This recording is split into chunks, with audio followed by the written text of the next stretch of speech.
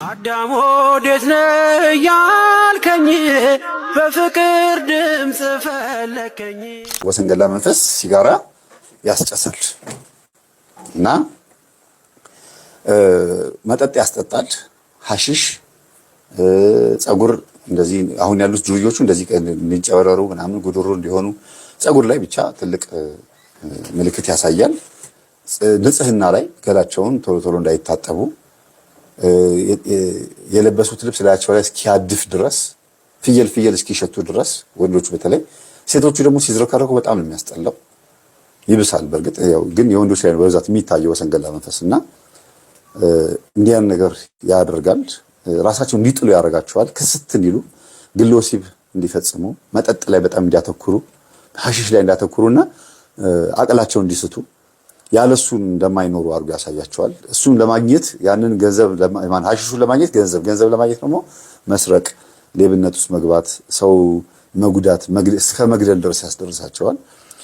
የጃመል በጣም ከባድ ነው። የጫት ካገኙ የበርጫ የጀበና የሚሉት ነገር አለ። አይታችኋል። አንዳንድ ወጣቶች አሬ የጀበና ይላሉ። እናንተ የእናቶቻቸውን ወሬ እንዴ! ሰው እንዴት በመንገድ ላይ የጀበና ብሎ ይለምናል? ስለ እግዚአብሔር ብር ስጠኝ ርቦኛል ነው እንጂ የሚባለው ሲሆን የጀበና ብሎ መናገራቸው ግልጽ መሆኑ በጣም ይገርማል። በግልጽ ነው እየለመኑ ያሉት። የጀበና ማለት ጫት እንቃምበት፣ ቡና እንጠጣበት፣ ቁጭ ብለን እንካድምበት፣ እግራችን አጣምረን መንዙማ እያዳመጥን ሸረኛና ደጉ ሲሄዱ በአንድ ላይ ሲሄዱ በሸረኛ በኩል ተናደ መንገዱ እያለን መንዙማው በዜማ በምናምን ያቀላጥፍበታል። ከዛ እሱም ያለ ያዳመጠ ምናምን እዚህ ጉንጩን ተርዚናው ወጥሮ በቃ ወጪ ወራጁን ያህል የሆነች ግንብ ስር ተደብቆ አደባባይ ላይ የሆነ ቦታ ላይ ሆኖ እስከ 9 ሰዓት እስከ 10 ሰዓት ድረስ ሲቅም ይቆያል። ከዛ ደግሞ ሰበራ የሚባል ነገር ደግሞ አለ። ሰበራ ማለት ያው ሄዶ ደግሞ መጠጥ ይጠጣል። ትንሽ ምርቃና መስበር ማለት ነው። በቃ በአቅማቸው ልክ ያደርጉታል። ልጇን አነቃውባት። ምክንያቱም ጸበል ላይ ብዙ ስለተንከራተተች እኔ ተንከራተትኩን ልጄ ማየት የለባትም ብላ ልክ በተጸነሰች በ7 ቀኗ ታጥባ ጋራው መድኃኔዓለም ሄደች። በመድኃኔዓለም አሳሰረች ልጇን እንዳነካባት ልጇን እንዳትነካባት። አዎ አሳሰረች። ማወቋ አሁን አገልጋዮች ይሄንን አያውቁም። ከልጄ ጋር አብረሃት ትወለድ ምእመናኑ ይላል። አሁን ያንተ ትምህርት ሰምታ ነው ያንተ ትምህርት ከሚጸነሰው ጋር አብረሃት ትጸነስ ብለው ያስሩታል፣ ይሳላሉ። ከመንፈሴ ጋር መንፈስ ክፉ ሆኖ ከልጁ ጋር እንዳይወለድ ቅዱስ ገብርኤል እርዳይ ብለው ይጸልያሉ። ከዛ በኋላ ልጁ በነጻነት ይወለዳል፣ እንደ ሰው ይወለዳል። እንደ ሰው ያልተወለድን እኮ ነን። አሁን እኛ እዚህ ሁልጊዜ ክፉ የምናስበው ክፉ፣ የምንተረጉመው ክፉ፣ የምንናገረው ክፉ። ስንት ዘመን ነው ግን። ስለዚህ የሚቀጠቅጠን ክፉ፣ የሚያሳድደን ክፉ፣ የሄድክበት ያየህበት ክፉ፣ ወንበሩ ክፉ፣ ስልጣኑም ክፉ፣ ማዕረጉም ክፉ። ስለዚህ ይሄ የሚያስገርም አይደለም። ከኢትዮጵያ ኦርቶዶክስ ተዋሕዶ ቤተክርስቲያን፣ ከኤርትራ ኦርቶዶክስ ተዋሕዶ ቤተክርስቲያን፣ በአጠቃላይ ከኦሪየንታል አብያተ ክርስቲያናት ሸሽታችሁ ሸፍታችሁ አኩርፋችሁ የወጣችሁ በሙሉ ትመጣላችሁ። ማገዶ ጨርሳችሁ ቢሆን ግን ቤተክርስቲያናችንን እወቋት። እዛም ሆናችሁ አንብቡ። በበጎ በቅንነት በኩል ተረዱ። ቀና ሁኑ። እግዚአብሔር እንዲፈውሳችሁ እንዲያስተምራችሁ አይምሯችሁ እንዲከፈት ልባችሁ ቅን ይሁን። አትሳደቡ። ተሳደባችሁ ሳይሆን የሚገባችሁ ልባችሁ መልካም አድርጋችሁ ነው። ቀድም ያነበብኩት ጥቅስ በራሱ በደንብ ነው የሚነግራችሁ። እግዚአብሔር ቅዱሳንን የሚረዳቸው ቅዱሳን ስለሆኑ ነው። አይምሯቸውን የሚከፍተው መልካም ስለሆኑ ትህትና ስላላቸውም ጭምር ነው። እና የእግዚአብሔርን መንገድ ለመከተል የእግዚአብሔርን ሐሳብ ማወቅ በቂ ነው። ሐሳቡ ምንድነው? እግዚአብሔር ሰው እንዲድን ነው አይደል? በየትም በኩል ይዳል። ምን ችግር አለው? እንዴት ከኔ ውጭ አይልም እግዚአብሔር። በአፈሩ በቅዱስ ጳውሎስ ጨርቅ ሲፈጉስ አልነበር? በጥላቸው ሲፈጉስ አልነበር? መዳን ግን በጌታ ነው አይደል እንዴ? ለምን በጨርቅ ተፈወሱ? ለምን ሰዎች በሽተኞች ዳኑ? ምድራዊ ፈውስ ስለሆነ እንደኛ እዚህ ሰው በስዕል ፊት ይሰግዳል፣ ይጸልያል፣ ዳንኩኝ ሲል በጸበል ዳንኩኝ ሲል ኖ የሚያድን ኢየሱስ ብቻ ነው ትላላችሁ። በጨርቅም ድኗል ህዝቡ። ስለዚህ አንዳንድ ጊዜ ነገሮችን በቀናነት አይታችሁ በረከትን መካፈል እንጂ እንደው ልብን ባደንደን በቃ እንትን አይደለም። ወደ ደብተራው ፈተና ልምጣላችሁ። ደብተራው እንዴት እንደደፈራት ትንሽ በተወሰነ መልኩ እንዳብራራ ፈቅዳልኛለች። በተወሰነ መልኩ ነው፣ ሙሉ በሙሉ አይደለም። ተናግሬዋለሁ በወቅቱ። ግን ሰውየው መጨረሻ ላይ ኃይለኛ የሆነ ክፉ የሆነ አሟሟት ነው የሞተው ደብተራው። እሷ የምትለው በጌታ በኢየሱስም ወጋው ብዬ ነው የገደልኩት ነው የምትለው። ግን ደግሞ በሌላ ሰው እጅ ነው የሞተው እና ድግምት ሲደግም እንደለመደበት በዝሙት ሊወርቅ ሲሞክር የሰው ሚስት ሊነካካ ሲሞክር በሰው እጅ ሞተ ነው የሚባለው። እና ልጅቷ እሱ ከተገናኛት በኋላ ግለ ወሲብ አስጨነቃት። እናትየዋ ማለት ነው። ግለ ወሲብ አስቸገራት። ከባሏ ውጪ በሌላ ቦታ ሄዳ ከባሏ ጋር ተጣልታ ነበረ። ብዙ ቺት አርጋበት ነበረ። እሱም ደግሞ በዚህ የተነሳ ከቤት ወጥቶ ነበረ። ከዛ መልሳ ደግሞ እንደገና ሽማግሌ ልካ ይቅርታ ብላ መልሳ አምጥተው ነው አሁን በሰላም የሚኖሩት። ቤቱ የሷ ስለሆነ ብቻ አይደለም፣ ገንዘብ ስላላት ብቻ አይደለም። በአጠቃላይ ውስጥ ያለው ዋናው መንፈስ ኦነሩ መንፈስ የበላይነት ስሜት እንዲሰማት ያደርጋታል። ይሄ በንብረት ብቻ ሳይሆን በቃ አጠቃላይ ተፈጥሯ ራሱ ከባድ ነው። አግሬሲቭ ናት።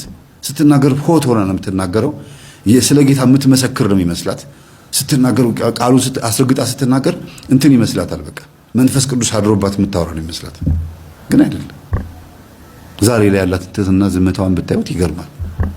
የት ሄደ ያ ሁሉ ድፍረት፣ ያ ሁሉ ውጥጥ ማለት ከባድ ነው አይደል? እና ያ መንፈስ ግለ ወሲብ አስጀምሯት በትዳሯ ላይ ሌላ ቦታ እንድትማገጥ አድርጓት ብዙ ችግር ውስጥ ከቷት ነበር። ብዙ ከደብተራው የመጣ መንፈስ እንደሆነ እርግጠኛ ናት። ለምን ከደፈራት በኋላ እስከ ተወሰነው ዓመታት ድረስ ያንን ነገር ስትናፍቀው ነበር። ሰውየውን ራሱ መስተፋቅር አድርጎባት እኮ ነው። ስትፈልገው ነበረ። ኢቭን ፈልጋው ሁሉ ሄዳ ነበር ያለበት ቦታ ድረስ። የለም እዚህ አይሰራም ቅጥረኛ አይደለም ተብሎ ተነግሯት ነው የደነገጠችው። እዚህ ነው የምሰራው ማገለግለው ተናግሮ ማለት ነው። እንግዲህ ምናልባትም ቅባትና ጸጋ ከሚባሉት መካከልም ሊሆን ይችላልና በዚህ ልክ ብዙ ሰዎች አኩርፈው ከኦርቶዶክስ ተዋሕዶ ቤተክርስቲያን ይወጡ አሉና እግዚአብሔር ይማራቸው፣ እግዚአብሔር ይፈውሳቸው። ሰው ቤተክርስቲያንን ያጠለሻት ይሆናል፣ ግን የጠለሻውን ጥላሸት መጥረግ ነው እንጂ የሚያስፈልገው ጥላሸቱ ላይ ሌላ ጥላሸት መጨመር አስፈላጊ አይደለም። ሰውን አይታችሁ አትሂዱ። ጃምቦ ጨብጦ ውስኪ ጨልጦ በጮማ እየቆረጠ ምን እያለ በቃ ቤተክርስቲያን አሰደበ ብላችሁ የምታስቡ ከሆነ ሰው ነው፣ ስጋ ለብሷል። በቃ እሱም እየተሰናከለ ነው። አስማተኛና ድግምተኛው ደግሞ ቤተክርስቲያን ፈቅዳለት አይደለም፣ በራሱ መንገድ ሄዶ ነው ያን ያደረገው። ጠምጥሟል፣ አዎ ጠምጥሟል። ቤተክርስቲያን ይወክላል፣ አዎ ይወክላል። አይወክልም አይባልም፣ ይወክላል። ጥምጣም ቤተክርስቲያን አይወክልም ብል እኔ ነበር አንደኛ የምሰደበው። ልክ ግን ያመነዘረ የሰከረ ካህንና አምሳሳይ ይሄ ቤተክርስቲያን አይወክልም ይላሉ። ስካሩ ነው የማይወክለው እንጂ ሰውየው ይወክላል ቤተክርስቲያንን። ለምንድን ነው የማይወክለው? ልብሱ መስቀሉ ይወክላል። አባት አይደል? ቤተክርስቲያን አባት አይደል? እንዲህ አይነት አባቶች ቤተክርስቲያን አይወክሉም ይላሉ። ድርጊቱ የሰውየው ድርጊት ያደረገው ነገር አይወክልም። ማንነቱ ግን የሰውየው አገልግሎት ግን በደንብ ስለሚወክል ቤተክርስቲያንን ባሰደባት ልክ መጠን መቀጣትና መታሰር አለበት፣ ወይም ደግሞ የሆነ ነገር መድረስ አለበት። አንድ ነገር እርምጃ መወሰድ አለበት። እስከ መቼ ድረስ ነው እንደዚህ የሚቀጥለው? እግዚአብሔር ይገስጻቸው እንደዚህ አይነት ሰዎችን፣ ልቦናቸው መልሰው መልሳ ወደ ቤቱ ይመልሳቸው። በቤት ውስጥም ከሆኑ ያሉት እዛውን ያለ ነው ቢሉ ልባቸውን እዛው ይመልስ።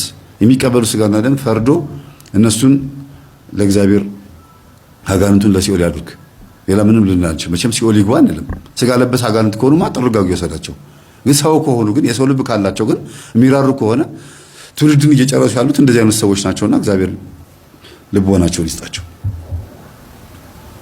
ስለነበረ ሰዓቱ ለአምላካችን ስም የተመሰገነ ይሁን። ሰላም ሁኑ።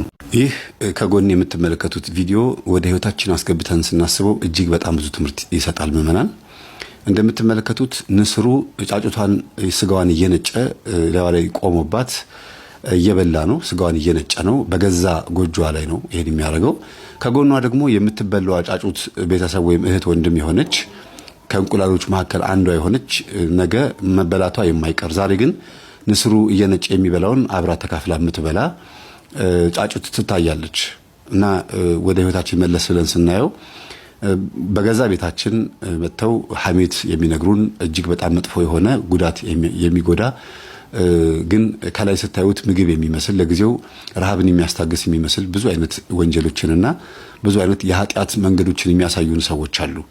መልሶ ግን እኛን ነገ የሚበላን ያ ምክር ያ እንደ ንስር የተመሰለው ነጥቆ የሚወስድ የዲያብሎስ አሰራር መጥፎ ልማድ በአዳም ልኮ ደብተራ ጋር መሄድ የተለያዩ መጥፎ አሳሰቦች በሙሉ መልሶ እኛን ነገ እንደዚሁ ነጭቶ በላችን ላይ ቆሞ በገዛ ቤታችን ላይ የሚያሰቃየን ወይም ደግሞ የሚያጠፋን አጥፊያችን የሆነው ጠላት መሆኑን እንኳን ማወቅ አልቻልንም። አሁን እቺ ጫጩት የገዛ የእህቷን ወይም የወንድሟን ስጋ አብራ ከንስሩ ጋር ከጠላት ጋር እየበላች ነው። ሰውን ሲያሙ ለኔ ብለህ ስማ የሚባል ነገር አለ። ስለዚህ ይህች ጫጩት በማን ትመሰላለች? መንፈሳዊ ሕይወት በሌለን ምንም አይነት ስለ ጠላታችንም ሆነ ስለ ወዳጃችን ግንዛቤ የሌለን እንዲሁ በመብላት በመጠጣት ብቻ መኖር አጠገባችን የሚበላ ነገር ስላለ ብቻ ይህ ምግብ ከየት መጣ፣ የማንን ስጋ እየበላሁ ነው፣ የማንን መጠጥ እየጠጣሁ ነው፣ ምን እያደረኩ ነው፣ ይሄስ ቤት ላይ መጥቶ እየተመገበ ያለው ማን ነው ብሎ ማሰብ የሚቻልበት ሁኔታ ላይ አይደለንም ማለት ነው። ዓለማዊ ሰዎች ስለሆነና በዓለማዊነት ውስጥ መንፈሳዊነታችንን ቢያንስ እንኳን በፍርሃተ እግዚአብሔር ወይም ፈሪሃ እግዚአብሔር ይዘን እንደው አንቀንስ ሀገባለሁ ብለን እንኳን ኃጢአትንም እንኳን ተሸክመን ቢሆን ጥሩ ነበረ። ግን ደግሞ የበለጠ ወደ መንፈሳዊ መጠጋት ስንችል በኃጢአት ላይ ኃጢአትን ስንደርብ ምን ስናረግ እንታያለን? ሲመክሩን አንሰማም። ማን አንተ የምትመክረኝ? ለምንድን ነው የምትመክረኝ? ምን አገባህ? አረ ቤትሽ የገባው ሰው ጥሩ አይደለም፣ ወይም ቤትሽ የገባችሁ ሴት ጥሩ አይደለችም፣ ይሄ ምክር ጥሩ አይደለም ስትባሉ ዝም በል ብላችሁ ወይም ደግሞ ገስጻችሁ አብራችሁ ከጠላት ጋር የምትበሉ ነገ እናንተ ተረኞች መሆናችሁን የማታውቁ በጣም ምስኪን ሰዎች አላችሁ። ይሄ ንስር ያን ያስተምረናል። በተጨማሪም ደግሞ መናፍቃን በእኛ ሕይወት ውስጥ እጅግ ጥልቅ የሆነ ጣልቃ ገብነት ወይም ደግሞ እኔ አውቃለሁ ባይነት፣ እኔ እፈርድልሃለሁ እኔ አውቅልሃለሁ ባይነት አዲስ የሆነ እንትን ጀምረዋልና ከዚህ ከንስር ጋር ባልተናነሰ መልኩ የገዛ ሃይማኖታቸውን መልሰው እንደዚሁ ዘነጣጥለው እንዲያጠፉ በገዛ ሃይማኖታቸው ላይ ጠላት ሆነው እንዲነሱ ልክ ጫጩት በየገዛ የእህቷን ወይም ደግሞ የጫጩቷን ስጋ እየበላች እንደሆነ ሁሉ የኛ ወገን ሆነው ዲያቆን ነበርኩኝ ቀድስ ነበረ ምናምን ብለው በቴሌቪዥን ፕሮግራም ስለነበራቸው እንኮም ካለን ብለው ስላሰቡ ተደማጭነት አግኝተና ብለው ስላሰቡ መልሰው ደግሞ ከመናፍቃን ጋር ሆነው መልሰው የገዛ ህዝባቸውን የገዛ ቅዱሳንን ክብር የሚያጓድሉ ቤተክርስቲያንን መልሰው የሚጎዱ ከንስር ጋር አገባቡ ነውና ይህ ንስር ጫጩቷን እየበላት ነውና ከእንደዚህ የቤተክርስቲያናችን አባላት ከሚበሉ ጋር የሚተባበሩ ኦርቶዶክሳውያን የሚመስሉ ግን በአስተሳሰባቸውና በአመለካከታቸው የምንፍቅና ማንነት ያላቸው ሰዎች አሉና ከእንደዚህ አይነት ሰዎች ተጠበቁ። የገዛ ሃይማኖታችሁን የገዛ ቤተሰባችሁን እየቦጨቃችሁ እየበላችሁ የገዛ የቤተክርስቲያናችሁን ዶግማና ቀኖና ትውፊት እየጣሳችሁ ያላችሁ ምዕመናን አላችሁ። ምን አንድ አይነት ነው፣ ምንም ችግር የለውም፣ ዝም ብለህ ብላ እባክህ መብላት ነው የምን ማካበድ ነው እያተባለ ነገ ከነገ ወዲያ መልሶ እኛን የሚበላን እኛን ልክ እንደዚሁ የሚዘነጥለን መሆኑን የመናፍቅ መንፈስ ከባህር የተሳበው ከነጮች የመጣው መንፈስ ነገ መልሶ ቤተክርስቲያናችን የሚያፈርስ በላያችን ላይ ቆሞ ልክ እንደዚህ ስጋችን የሚቦጫጭቅ በገዛ ቤታችን ላይ እንደዚህ ደማችን የሚያፈስ መሆኑን ባለማወቅ እንደ ሕፃን እንደ ጫጩት የሆንን በጣም ብዙ ሰዎች አለን። እግዚአብሔር ልቦና ይስጠን። አለባለ የመሰለ ባህሪ ነው። ብዙ ጊዜ ገንዘባችንን ወዲያውኑ አውጥተን ወዲያው ስራ ላይ ስለምናውለው ጸሎት አድርሰን ባርከን ተረጋግተን አይደለም። ይሄም በራሱ እድላችንን ለሰለበው ሰው መንፈሱ ትልቅ አስተዋጽኦ ያደርጋል። ወዲያው ነው የሚወስደው። ለምሳሌ አሁን ደሞዝ ተቀበልክ፣ ቢሮ በቃ ወይ ቁብ ደረሰህ፣ ገና ሳይመሽ ማታ ጸሎት ሳታደርግበት ልክ ወዲያውኑ ማውጣት ትጀምራለህ። ትሸኩላለህ ለማውጣት በቃ ለመግዛት ምናምን እዚህ የተጓደለው ነገር አለ እዛ ጋር ትሩትልና ስትበትነው በቃ የዛን ጊዜውኑ ተመልሷል ወደ ሌላ ቦታ። ማታ ቁጭ ትልና ሂሳብ ታደርጋለህ። ይሄን ሀል አረኩ ይሄን ሀል አረኩ፣ የት አለ ሌላው ትላለህ። የት አለ ብሩ ትላለህ። ሰረቃችሁ እንዴት ትላለህ። ግን ተወስዷል እሱ።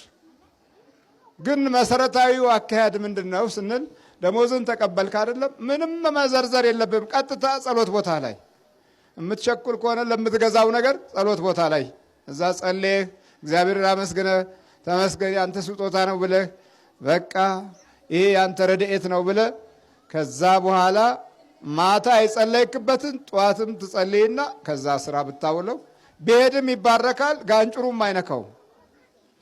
አንተ ችኩሉ ቶሎ ቤቱን ለመሙላት 2000 ብር ተቀብለው እንደሆነ 5000 ብር ስትቀንስ 1000 ብር የለም። ጭቅጭቅ ነው በቃ ጭቅጭቅ ዞሮ ይሄዳል። በተለይ ደግሞ ይሄ የዕቁብ ገንዘብ ዕቁቦች 95% ከጋንጩር ጋራ ለመያያዝ በር የሚከፍቱ መንገዶች ናቸው።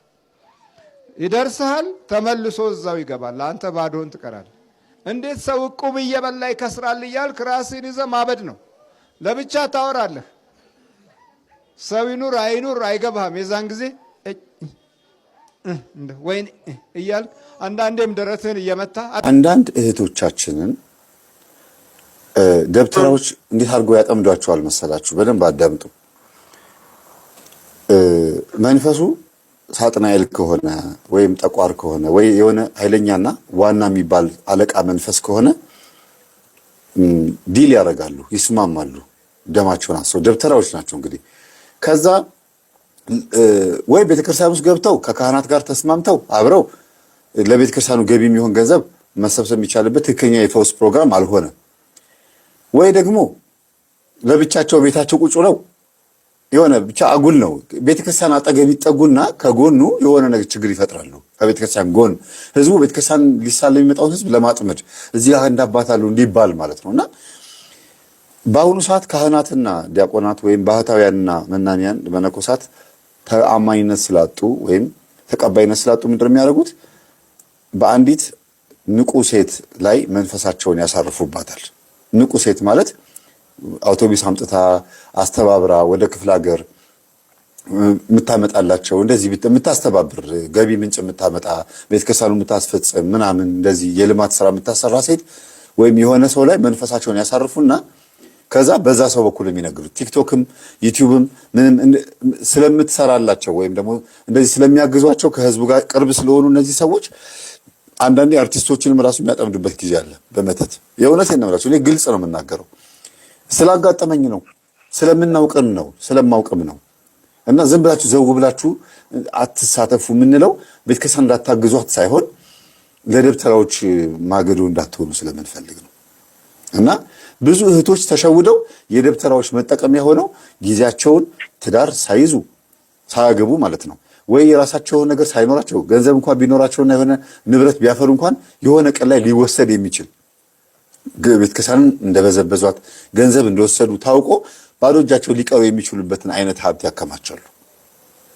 በጉዞም በልማቱም በሚሰበሰበው ገንዘብ በጨረታውም በምኑም ገንዘብ ልታገኝ ትችላለች ለጊዜው ልጅቷ። ያ ግን እሷን ማታለያ ነው። ደብተሮች ከሷ የሚያገኙት በጣም ብዙ ጥቅም ስላለ ማለት ነው። ከዛ በኋላ ግን እቺ ልጅ መጠቀሚያ ካረጋት በኋላ መንፈሱን ያረጋታል ወይ እንድትታሰር ወይ እንድታብድ ወይ የሆነ ነገር በቃ መናፍቅ እንድትሆን የሆነ ወጣ የሆነ ቦታ ብቻ እብድ እንድትሆን ዳንኩኝ በሚል ሲስተምም የሆነ ነገር ውስጥ እንድትገባ ያረጋታል። ግን በቃ ሌላ ተረኛ ሴት ስለተዘጋጀች ወይም ሌላ ተረኛ ሴት ስለተዘጋጀ ነው እቺ ልጅ ያስወገዷት። እና አንዳንዴ ከባድ ነው፣ በጣም ከባድ ነው። ነቃ በሉ። ዝም ብላችሁ እንዲህ ነው ስለተባለ ብቻ አትሂዱ። ያ አሁን እህታችን የተናገረችው በቦታው ላይ ስላለች ነው። በጣም ብዙ ደብተራዎች የከተማን ሰዎች በመተት አጥምደው መጠቀሚያ እያደረጓቸው ነው። ግልጽ ነው የምናገረው። የፈለጋችሁትን በሉኝ። በቃ ልማታዊ ስራ የምትሰሩ ትክክለኛ ስራ እየሰራ ያላቸው አባቶች እግዚአብሔር ቤቱ እንዲሰራ ከፈለገ እኔ ስለተናገርኩ አይደለም ምዕመናን የሚቀሩት። እውነተኛ የሆነ ሰው መጥቶ ለእናንተ ገንዘቡን አስራቱን ያወጣል። በማህበራዊ ሚዲያ ተሰብስቦ አሰስገሰሱ መጥቶ ለሚሰራ ብሎኬትና ግንብ ሳይሆን ብቻነቀው እኔ በእንደዚህ አይነት ድግምትና መተት ሲስተም እህቶቻችን ተጠምደው ከዛ ቤት ከሳኑ ሊሰራ ሲል ውስጥ እናንተ በገንዘብ የምትፋጁትን ፍጅት ስለማውቀው ነው። ስለዚህ ጤነኛ የሆነ ገንዘብ እግዚአብሔር ይፈልጋል። ያልተልከሰከሰና ያልተነካካ ምንም አይነት ቆሻሻነት የሌለበትን ገንዘብ ራሱ እግዚአብሔር ለቤቱ ማምጣት ይችልበታል። እኔ አሁን እዚህ ጋር ስለተናገርኩኝ ሰው ገንዘብ እንዳይሰጥ አረግ ምናምን ብዙ ነገር ይናገራሉ በኋላ ስንገናኝ። እኔ ስለተናገርኩ የሚቀር ነገር የለም። እውነተኛ የሆነ ሰው ለቤተ ክርስቲያን ማድረግ ያለበትን ያውቃል። እና ተጠንቀቁ። ደጋግሜ ነው የምናገረው፣ ተጠንቀቁ። በጣም ብዙ ሰው እየተሸወደን ያለው መነካካትን ማልወደው ለዚህ ነው። ቤተሰቦች ብዙ ቦታ ላይ አሁን ሴሚሲ ሚካኤልን ካሰራሁኝ በኋላ 18 ሚሊዮን ብር አስቡት እንግዲህ። እኛ ያሰብነው ከዛ በላይ ነበረ። እግዚአብሔር ይርዳን ብለን የጀመርነው ግን ያን ያክል ገንዘብ ሲሰበሰብ በ3 ቀን ጉባኤ ማለት ነው። ከዛ 13 ደብዳቤ ነው የመጣብኝ፣ የአብያተ ክርስቲያናት ደብዳቤ። ሰባኪነቴን ጭራሽ ይጠሉ የነበሩ እንኳን ሰባኪነቴን በቲክቶክ ይሰድቡኝ የነበሩ አስተዳዳሪዎችም ጭምር፣ የቤተ ክርስቲያን ኃላፊዎችም ጭምር፣ የሰንበት ትምህርት ቤት አባላትም አንዳንድ ሌሎችም ቦታዎች ላይና ገረመኝ። እንዴ አስተምሯችንን ራሱ የማይቀበሉ ሰዎች እንዴት ለገንዘብ ሲሆን እንደዚህ ፈለጉ? ይሄ ነገር ምንድነው? ቤተክርስቲያን የወረራት ነገር ምንድነው ነው ያልኩት። በቃ እንደ አባቶች ማንን ጠርተው እንኳን አስተምርልን ጸበል አጥምቅልን እንደሚሉ እንኳን አያውቁም እንዴ? ስለዚህ እኛንም የሚጠሩን በስማ በለው ነው፣ የሚጠሩንም በስማ በለው ነው። የሚጠሩንም በስማ በለው ነው ማለት ነውና ማንን ጠርተው ጸበል እንዲያጠምቅ እንደሚፈልጉ አባቶች አያውቁም። አሁንም እወቁ ንቁ የምንለው ለምንድን ነው?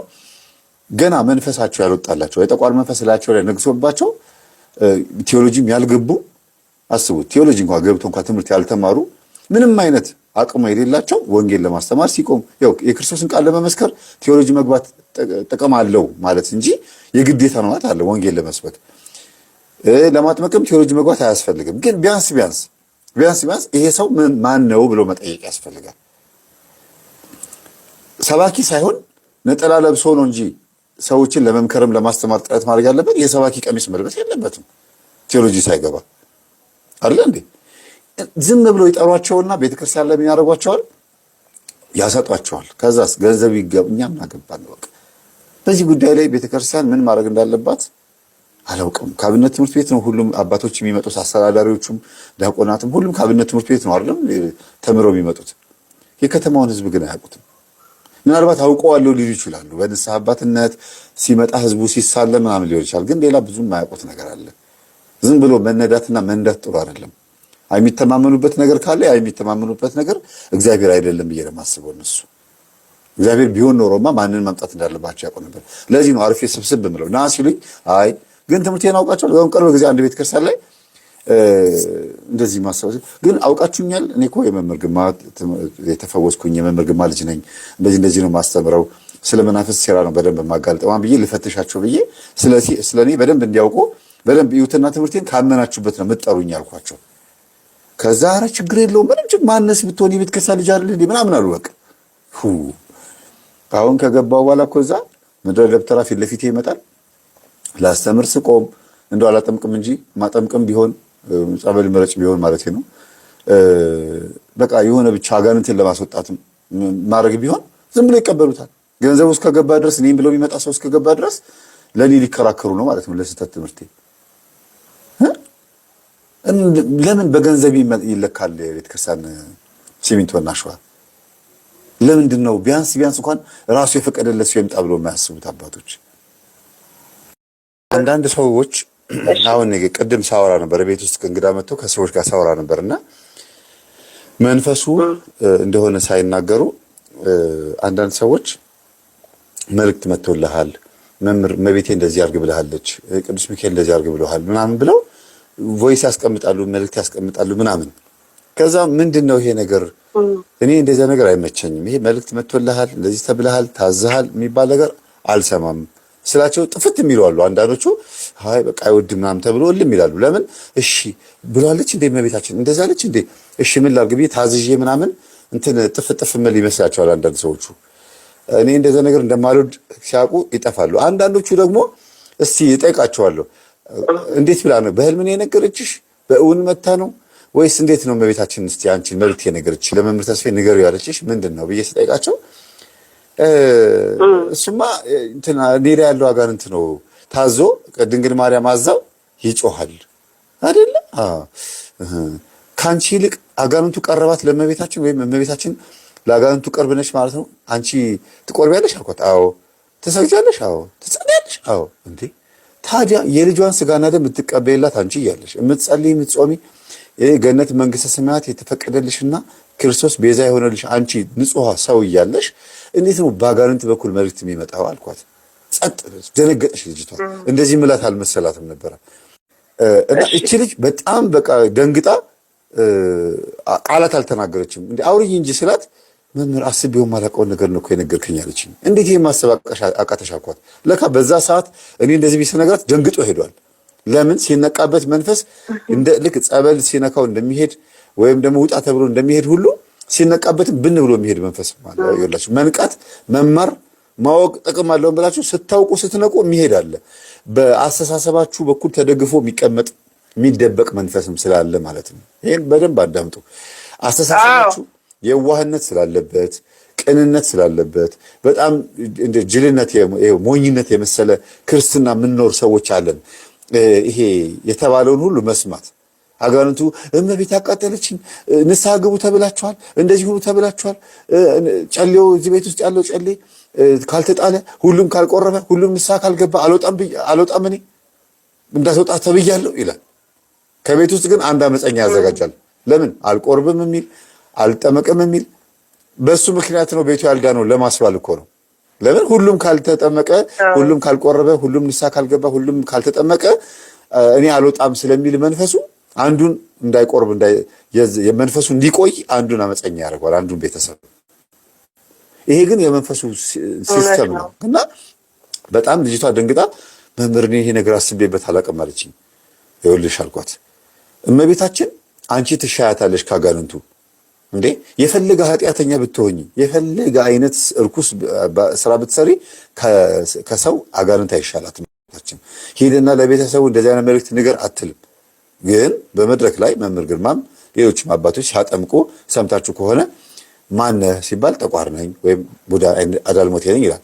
ምን አረካት ልጅቷን ወይም ቤተሰቡ ምን አረካው ሲባል እንዲህ አርጌ ቤተሰቡ እንደዚህ አርጌ አሰቃየሁት፣ ይሄ እንደዚህ አርጌ ሀብት ንብረታቸውን በላው፣ ትዳራቸውን አፈረስኩ ይላል። ከዛ ሁሉም ተሰብሰብና ውጣ ይላል። ከቤተሰብም ከልጅም እዛ በተሻለው መጠን ተሰብስቦ ይወጣል። መንፈሱ የታዘዘው እምቢ ያለ ያመፀ እዛው መንፈሱ ተሸክሞ ይኖራል። ይሄ ነው እንጂ ሄድና እንደዚህ አርግ፣ ይሄን እንደዚህ አርግ፣ ቤተሰቡ እንዲሰግድ አርግ ምናምን በፍጹም እንደዚህ አይነት ትእዛዝ የለም። እንዴ ሰይጣንን አዘነው ከሆነ ስራ የምናሰራው እንዲደክም ጉልበቱ እንዲደክም ወይም ደግሞ እኛን የቀጣን ያክል እድሜ ልካችን ያሰቃየን ያክል እሱ እንዲሰቃይ እንጂ መሆን ያለበት ለኛ መልእክት አምጥቶ አስቡት። ከእግዚአብሔር ከድንግል ማርያም ከቅዱስ ሚካኤል ሰይጣን ተሽሎ ማለት ከኛ ተሽሎ ከመላእክቶች መልእክት የሚቀበል ሆኖ እንዲያርጉ ተብላችኋል ብሎ ሲናገር እኛ ከእግዚአብሔር በጣም የራቅን ከመላእክቶች በጣም የራቅን ሆነ ሰይጣን ቀርቦ ለቅዱስ ሚካኤል ሊያው ስለታሰረ ታስሮ እኮ ነው መምህር የሚለፈልፈው። ኧረ በእናትህ አይደለም ታስሮ ሲኦል ገብቶም እንኳን ቢሆን የፈለገ የተቃጠለም ቢሆን የሚናገረው ለምን አናምንም ሳይሆን አንቀበልም። እውነት ሊናገር ይችላል። እንዲያርጉ ተብላችኋል ብሎ ሊናገር ይችላል። ያ እውነት ግን የተጻፈን ታፔላ አንብቦ እንጂ የሚናገረው እሱ ተናገር ተብሎ አይደለም የሚናገረው። መንገድ ላይ አንድ ታፔላ ወይም አንድ ማስታወቂያ ተለጥፏል። 5 ሰዎች ተደርድረው ምን ይላል ብትሏቸው 5ቱም ይናገራሉ። 5ቱም ያንን መጽሐፍ ያነቡታል ወይም ደግሞ ያንን ማስታወቂያ ያነቡታል። እዛ ቦታ ላይ ሰይጣንም ካለ ያነባዋል። ልክ እንደ ኢዮብ ማለት ነው። ኢዮብ በሰላም እየኖረ እያለ ሰይጣን ህይወቱን ያይበት ነበር። ግን መላእክቶችም ደግሞ ህይወቱን ያያሉ። እግዚአብሔርም ያየው ነበር። ሰይጣንም እግዚአብሔር ምን አለው? ኢዮብ ወዳጄን አየኸውን ሲለው አዎ አየሁት አለ። ሰይጣንም ያየዋል። እዚህ ጋር ደግሞ መላእክቶችም ወይም እግዚአብሔርም ያየው ነበር። አየው ወዳጄ ኢዮብ አይከዳኝም አለ። ስለዚህ በጎ ነገር ስንኖር ወይም መጥፎም ህይወት ስንኖር መላእክቶችም እርኩሳንም ነው እንጂ የሚያዩን ሰይጣን አይቶ ስለነገረን እሱ ትክክለኛ ነው ማለት አይደለም። ማንጠራህ አንተ እንድትነግር ያልፈልግም አፍን ዝጋ ብላችሁ አፉን አዘግታችሁ እንዲያውም ታሰር ካሁን በኋላ ሳትጠየቅ እንዳትለፈልፍ ማን መልእክት አምጪ ያደረገ ብላችሁ ነው ማሰር ያለባችሁ። እንዳይናገር ምንም መልእክት እንዳያመጣ። ይሄ ነው እኔ የምረዳው። እኔ ቶሎ ለምን ዳንክ የምትሉኝ ሰዎች እንዴት ቶሎ ዳንክ፣ እንዴት ቶሎ ተፈወስክ፣ እንዴት ቶሎ መንፈስ የሚያዝልህ የምትሉኝ ሰዎች መንቃት ያስፈልጋል። ማወቅ ማንበብ በትኩረት መንፈሱ ሲስተውና ብልሃቱ ምን እንደሆነ በደንብ አውቆ ብልሃቱን ማወቅ ያስፈልጋል ብዬ ነው የማስበው። ለዛ ነው እኔ ቶሎ የሚያዝልኝ። አዳም ወዴት ነህ ያልከኝ በፍቅር ድምፅ ፈለከኝ አልብሰኝ ነጩን ልብስ እወድሃለሁ ኢየሱስ አከብረሃለሁ ክርስቶስ